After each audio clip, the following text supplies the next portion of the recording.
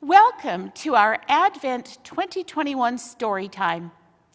Each Sunday during Advent, 4 chapters from this book, The Last Battle by C.S. Lewis, will be available on the main page of the church website. Various people from our parish will be reading these chapters for your viewing and listening enjoyment. This story, the final one in the Narnia series, tells of the last days of the land of Narnia. Much of the storyline takes place near a stable. I love this quote by Lucy near the end of the story, where she says, "In our world, too, a stable once had something inside it that was bigger than our whole world." As we prepare our hearts for the advent of Christ's coming, may we find ourselves drawn into this story and the hope that is ours of a glorious life someday that will be bigger than anything we can imagine. May you be blessed as you listen. Chapter 1 by Cauldron Pool. In the last days of Narnia, far up to the west beyond Lantern Waste and close beside the great waterfall, there lived an ape. He was so old that no one could remember when he had first come to live in those parts. And he was the cleverest, ugliest, most wrinkled ape you can imagine. He had a little house, built of wood and thatched with leaves, up in the fork of a great tree, and his name was Shift. There were very few talking beasts or men or dwarfs or people of any sort in that part of the wood. But Shift had one friend and neighbor who was a donkey called Puzzle.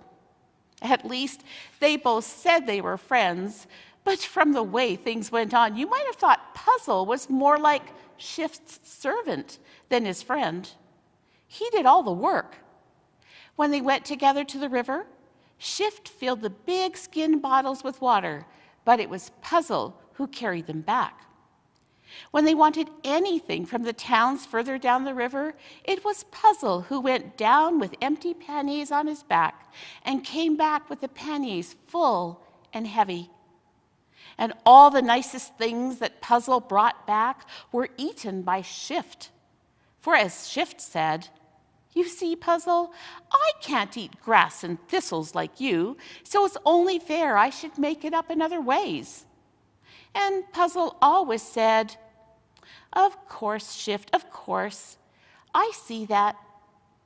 Puzzle never complained because he knew that Shift was far cleverer than he was, and he thought it was very kind of Shift to be friends with him at all.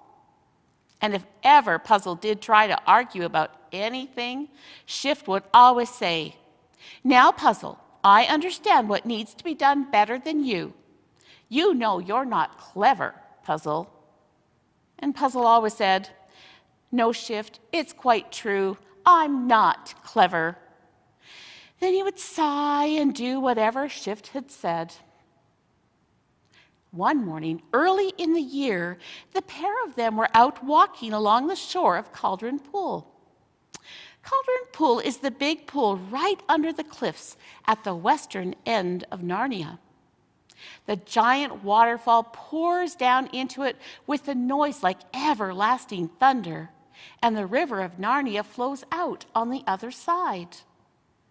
The waterfall keeps the pool always dancing and bubbling and churning round and round as if it were on the boil. And that, of course, is how it got its name of Cauldron Pool. It is liveliest in the early spring when the waterfall is swollen with all the snow that has melted off the mountains from up beyond Narnia in the western wild, from which the river comes. And as they looked at Cauldron Pool, Shift suddenly pointed with his dark, skinny finger and said, "Look, what's that?" "What's what?" said Puzzle. "That yellow thing that's just come down the waterfall. Look, there it is again. It's floating. We must find out what it is." "Must we?" said Puzzle. Of course we must, said Shift. It may be something useful. Just hop into the pool like a good fellow and fish it out. Then we can have a proper look at it. Hop into the pool? Said Puzzle, twitching his long ears. Well, how are we to get it if you don't? Said the ape. But, said Puzzle, wouldn't it be better if you went in? Because, you see, it's you who wants to know what it is, and I don't much. And you've got hands, you see. You're as good as a man or a dwarf when it comes to catching hold of things. I've only got hoofs. Really, Puzzle, said Shift. I didn't think you'd ever say a thing like that. I didn't think of you, really. Why, what have I said wrong? Said the donkey, speaking in rather a humble voice, for he saw that Shift was very deeply offended. All I meant was wanting me to go into the water, said the ape, as if you didn't know perfectly well what weak chests apes always have and how easily they catch cold. Very well, I will go in. I'm feeling cold enough already in this cruel wind, but I'll go in. I shall probably die, and then you'll be sorry. And Shift's voice sounded as if he was just going to burst into tears. Please don't, please don't, please don't, said Puzzle, half braying and half talking. I never meant anything of the sort, Shift. Really, I didn't. You know how stupid I am and how I can't think of more than one thing at once. I'd forgotten about your weak chest. Of course I'll go in. You mustn't think of doing it yourself. Promise me you won't, Shift. So Shift promised, and Puzzle went cloppity-clop on his 4 hoofs around the rocky edge of the pool to find a place where he could get in. Quite apart from the cold, it was no joke getting into that quivering and foaming water. And Puzzle had to stand and shiver for a whole minute before he made up his mind to do it. But then Shift called out from behind him and said, Perhaps I'd better do it after all, Puzzle. And when Puzzle heard that, he said, No, you promised. I'm in now. And in he went. A great mass of foam got him in the face and filled his mouth with water and blinded him.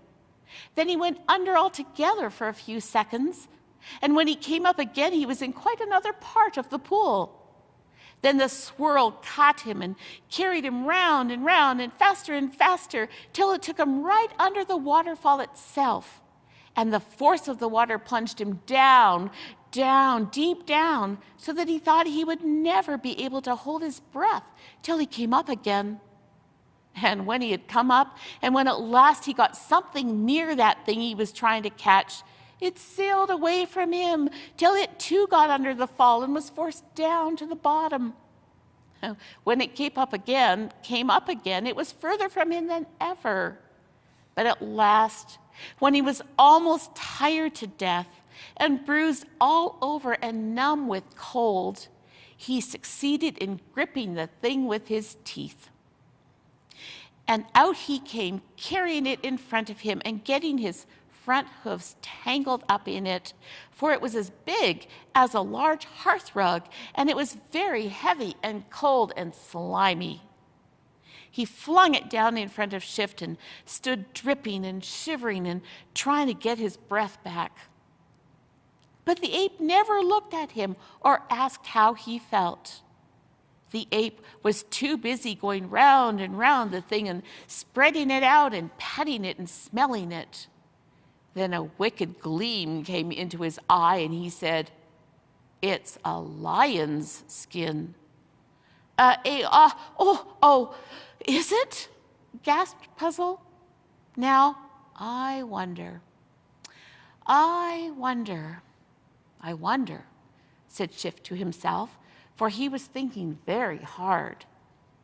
I wonder who killed the poor lion, said Puzzle presently. It ought to be buried. We must have a funeral. Oh, it wasn't a talking lion, said Shift. You needn't bother about that. There are no talking beasts up beyond the falls, up in the western wild. This skin must have belonged to a dumb, wild lion. This, by the way, was true. A hunter, a man, had killed and skinned that lion somewhere up in the western wild several months before. But that doesn't come into our story. All the same, Shift, said Puzzle. Even if the skin only belonged to a dumb, wild lion, aren't we to give it a decent burial? I mean, aren't all lions rather solemn because of you-know-who? Don't you see? Don't you start getting ideas into your head, Puzzle, said Shift, because, thinking isn't your strong point. We'll make the skin into a fine, warm winter coat for you. Oh, I don't think I'd like that, said the donkey. It would the other beasts might think that is to say, I shouldn't feel. What are you talking about? Said Shift, scratching himself the wrong way up as apes do. I don't think it would be respectful to the great lion, to Aslan himself, if a donkey like me went about dressed up in a lion skin, said Puzzle. Now, don't stand arguing, please, said Shift. What does a donkey like you know about things of that sort? You know you're no good at thinking, Puzzle. So why don't you let me do your thinking for you? Why don't you treat me as I treat you? I don't think I can do everything. I know you're better at some things than I am. That's why I let you go into the pool. I knew you'd do it better than me. But why can't I have my turn when it comes to something I can do and you can't? Am I never to be allowed to do anything? Do be fair. Turn and turn about. Oh, well, of course, if you put it that way, said Puzzle. I tell you what, said Shift. You'd better take a good brisk trot down the river as far as Chippingford and see if they have any oranges or bananas. But I'm so tired, Shift, pleaded Puzzle. Yes, but you are very cold and wet, said the ape. You want something to warm you up. A brisk trot would be just the thing. Besides, it's market day at Shippenforth today. And then, of course, Puzzle said he would go. As soon as he was alone, Shift went shambling along, sometimes on 2 paws and sometimes on 4, till he reached his own tree. Then he swung himself up from branch to branch, chattering and grinning all the time, and went into his little house. He found needle and thread and a big pair of scissors there, for he was a clever ape, and the dwarfs had taught him how to sew. He put the ball of thread, it was very thick stuff, more like cord than thread, into his mouth, so that his cheek bulged out as if he were sucking a big bit of toffee. He held the needle between his lips and took the scissors in his left paw. Then he came down the tree and shambled across to the lion's skin. He squatted down and got to work. He saw at once that the body of the lion's skin would be too long for Puzzle and its neck too short. So he cut a good piece out of the body and used it to make a long collar for Puzzle's long neck. Then he cut off the head and sewed the collar in between the head and the shoulders. He put thread on both sides of the skin so that it would tie up under Puzzle's chest and stomach. Every now and then, a bird would pass overhead, and Shift would stop his work, looking anxiously up. He did not want anyone to see what he was doing.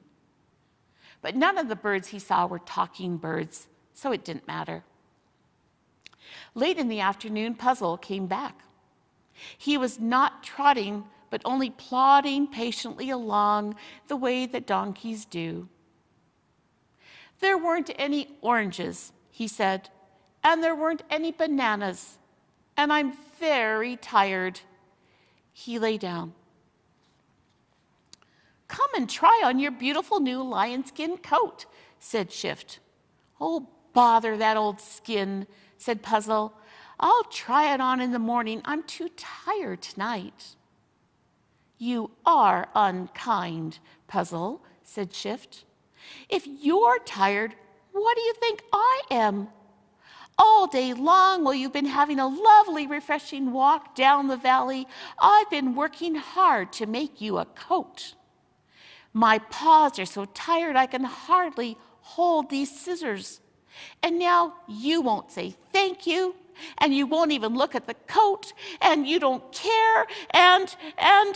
"My dear Shift," said Puzzle, getting up at once, "I am so sorry. I've been horrid. Of course I'd love to try it on, and it looks simply splendid. Do try it on me at once. Please do." "Well, stand still then," said the ape.